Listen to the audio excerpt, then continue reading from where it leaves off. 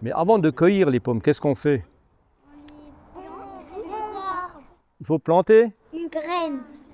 Non, il faut planter. Oui, on peut planter une graine, mais on plante un arbre. Savez-vous comment reproduire des arbres fruitiers? Comment doit-on procéder? C'était tout l'enjeu d'un atelier proposé aux élèves de l'école du centre par les arboriculteurs de Ambar.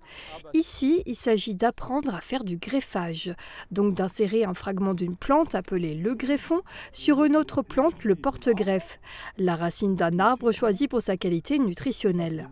L'année dernière, on a acheté des porte-greffes. Des porte-greffes pour chaque type de fruitier.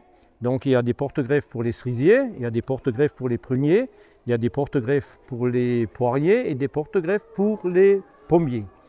Ce matin, on a récolté des greffons directement sur les arbres du verger qu'on est venu greffer cet après-midi sur les porte-greffes.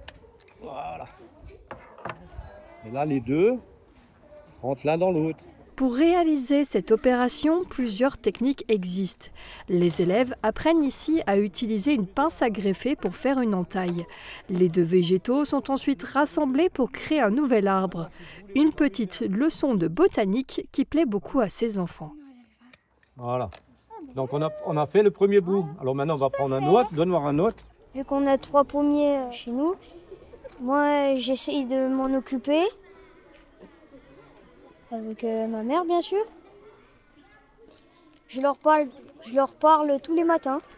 Je ne savais pas que ça pouvait se mettre ensemble. Et il y a plein d'autres choses que je ne savais pas. L'objectif de cet atelier, c'est de créer 16 variétés d'arbres fruitiers.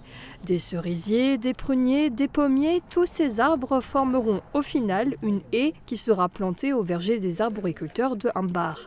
Une façon ludique d'apprendre aux enfants le pouvoir des plantes et de les sensibiliser à la préservation de leur environnement. Donc on va réaliser ça.